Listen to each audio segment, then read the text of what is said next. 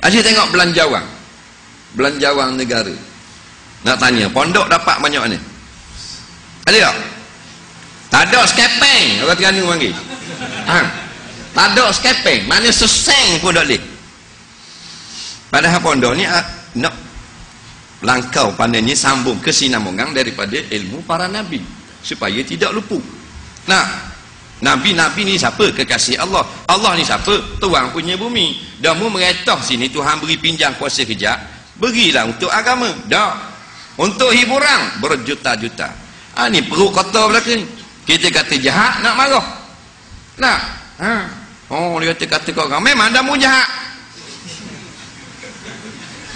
Ada pula kalau untuk hiburan beratus-ratus juta, untuk sokang je berjuta-juta. Dan untuk pondok ni, siang budak pondok duduk ngaji, ikan kering beli supik pakai tarik dengan tali kata datang. Dah berbawa bahan kucing. Itu kita tidur di pondok. Di jalan lah ziarah Tok Guru, jumpa apa ni? Baba sepanjang. Masa dia duduk di Naratiwak itulah. Dia bukan nara lah, ni dia duduk tani dah. Jadi mandi tu kena mandi awal, pasal air telaga dia keruh. Kalau mula-mula mandi kita cebok hak atas dulu. Jadi bila ramah dah mandi, air turun tinggal sikit, cebok hak air selup bawah. Jadi mandi dia tak nampak lagi muka selup.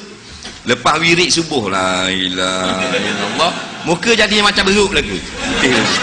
Pasal apa? Pasal air selup tu kering dah, nampak putih muka. Sungguh jadi tengok, macam-macam mana muka tapung itu.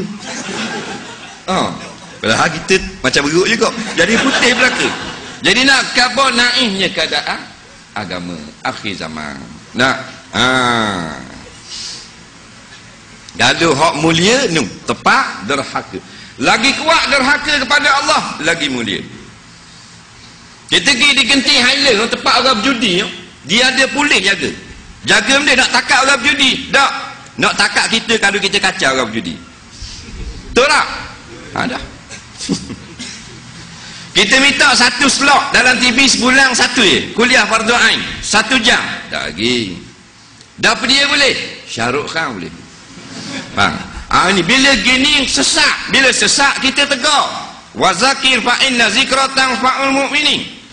Beri peringatan, kerana beri peringatan boleh memberi guna pada orang beriman. Tak dengar. Pasal apa tak dengar? Hati ni. Bila ada kuasa, berasa hebat. Ya, sedar tu hak lepas-lepas tu masuk dalam kubur belaka. Menteri-menteri hak lepas becek-becek pas mana? Naik tanangi.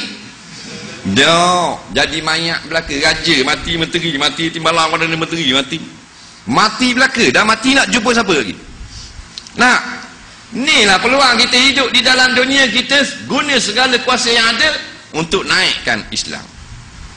Kita jadi pengarah jabatan, kita guna kuasa pengarah. Jemput penceramah-penceramah, mari di pejabat, wajibkan kaki tangan bawahan kita hadir kuliah. Baru tu. Untuk tolong agama Allah, untuk naikkan agama Allah. Dalam pada itu Allah benarkan kita cari makan, bekerja, cari duit, berumah tangga, bersokang, berhibur untuk nampak? Sampingan.